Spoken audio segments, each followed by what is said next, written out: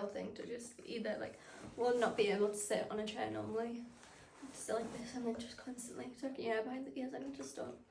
Hi everyone, I'm Jenny. I make health and fitness content, and I'm a qualified personal trainer and online coach. Thank you for coming to watch. I just thought I would do a little sit down, get to know each other kind of vibe. So get your cup of tea, grab your snacks, and we'll get into it. I'm sorry if you can hear the dog tuners calling, by the way. We've been doing zoomies in the garden for the past hour, running around like crazy. There was a man walking past, and I was in my pyjamas and my sliders, and bear in mind he's like facing outside, and he was just looking at me through the fence laughing. He's like, morning, morning.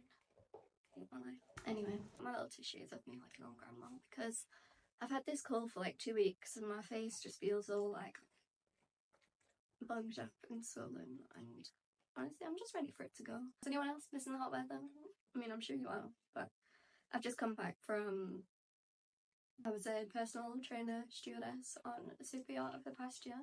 If you've seen Below Deck, I hate to say it, but it is like Below Deck. Everyone likes to say that it's not, and it kind of is. I mean, if you put anybody on a boat together for 8 months, you live together, work together, breathe together, sleep together, like, gonna be drama, it's kind of fair enough. But people kind of make you feel like you're not cut out for it if you want to leave, and I love a challenge, so I stuck it out for like 2.5 years, and then just stayed long enough. I was just like,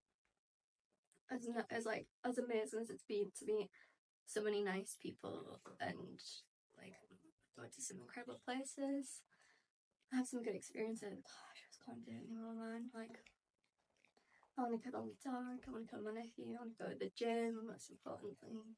I spoke to my nephew, well, not tell my sister I said that. I want to go to the gym, I want to go to coffee with the girls, like, yeah, I just miss normal life. And honestly, that's okay. So, anyway, I don't know where that came from, I just went off on a tangent, basically, from the weather. We'll get into it, Rusty. My fitness journey, I hope to relate to a lot of girls out there and be able to help them, because it took me a very long to help myself, so if I can help anybody else, then that's basically the reason I'm doing this. So I'll just give you my life story. Should we just do that? Dog won't chill out. I just want him to go to sleep. He's been on a walk, we've had our zoomies. And just settle down, bud. I grew up super sporty, did football, did athletics, tennis, javelin. I don't know what that was. About 4 foot, trying to trick something, didn't go very far, that's basically.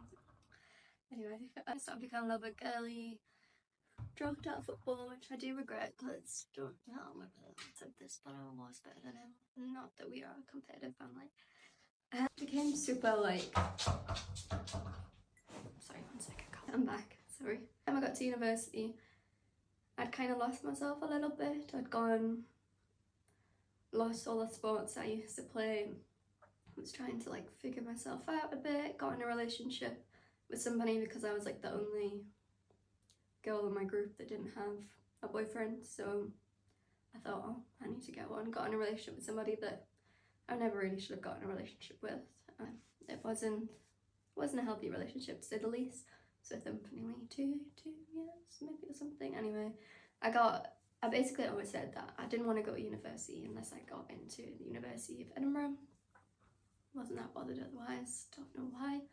Went there with my mum and my sister when I was a kid and just fell in love with the place. So it's like, right, if I can get into Edinburgh, I'll go to uni. Got into Edinburgh Uni, studied law, it was my first year. He wasn't happy that I got in, didn't want me to go. They stupidly stayed with him for like the first year I was there. Had first few friends that I met, honestly, gonna be my friends for life. They noticed immediately, like, that I wasn't thriving. Those who have been in unhealthy relationships, you know how much it knocks down on your personality and your confidence. I kind of lost myself. I knew I kind of wanted to do sport at uni, but everyone I mentioned to him, nah, you shouldn't do it, blah blah blah. Okay, well, why did I listen to him? I've got no idea, because I was young and stupid and naive. I didn't want to do anything that would upset him, so didn't do it. I wanted to go to the gym, but I didn't really have much self-esteem or confidence to go to the gym alone. I bought a kettlebell from my room, just doing like kettlebell exercises when I had the motivation to. It was kind of the only thing that I did have the motivation to do it at the time. I didn't really want to go out and socialise, and my phone was just getting bombarded with messages. Yeah, just completely lost myself. The second year, we dumped him. One for the girls. Single, living my best life, going out for drinks with the girls, going to the club. Very, very fun, but I wasn't very fit. So I'd gone from being mega underweight because of stress with him to drinking, putting on a bit of weight, not being very healthy. By the third or fourth year of uni, I'd got back to being quite low. I've always really struggled with my mental health, and it's something that I'm quite happy to talk about, because I think a lot of people do, and they don't know how to talk about it or don't want to talk about it. But I think the more people are open about it, the better it is for it to become a normal conversation, that people start to get help. I was just super anxious. Like, I would try to go to the gym even with friends, and honestly it got to the point it was that bad that so I'd go to the gym on the girls and I'm like, right, I made it, I'm here now. You would think that was it, get it done. I would go on, let's say, the step machine, and there'd be somebody on it next to me, and I would just internalise in my head, oh my god, they're clean my breathing, oh my god, I look stupid, oh my god, blah blah blah. And I would get myself so built up that, like, inside it almost felt like I couldn't breathe. It might sound really silly to some people, but that's how I felt at the time. And I just, yeah, I really wanted to get into it, but I was struggling too much mentally, so I never did. I keep having to go and check on the dog. Fourth year of uni was when I got into running, and honestly it just really massively transformed my mental health. I can't even... What is that dog doing?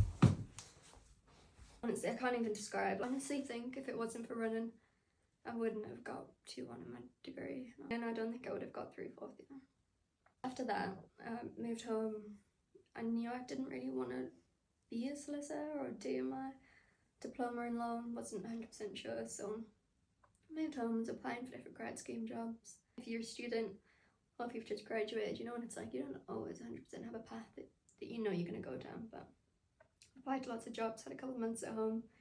I just found out I got this job in national security. I was super excited about it. Good boy, Rusty.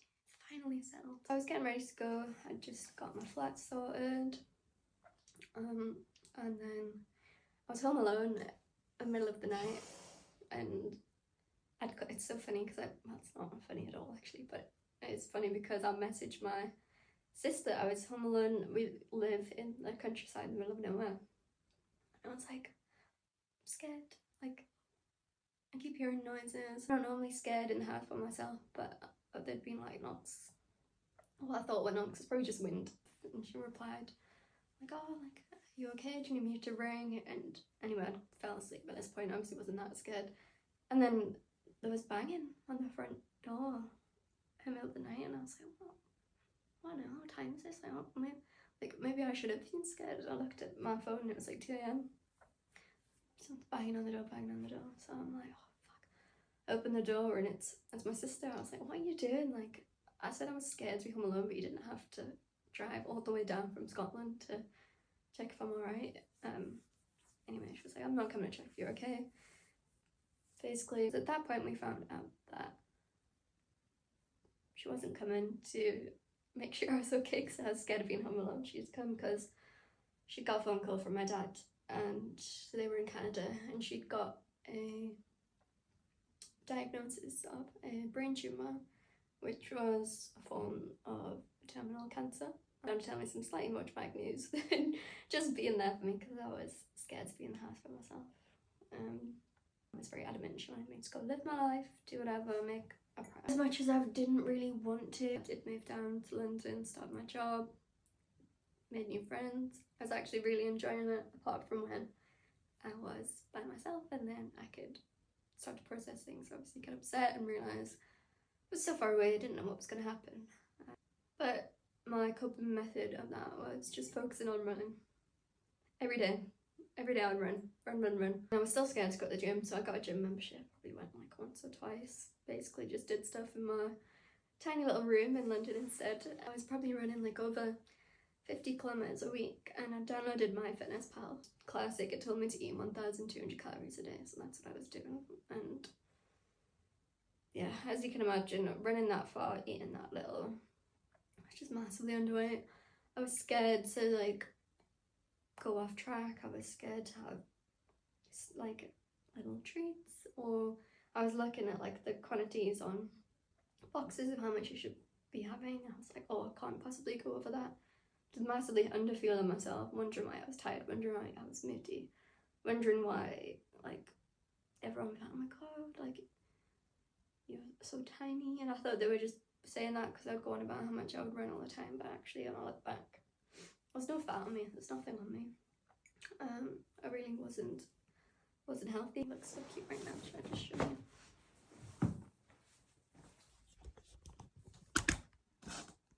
Oh, I love him so much. I was in my running journey for a long time.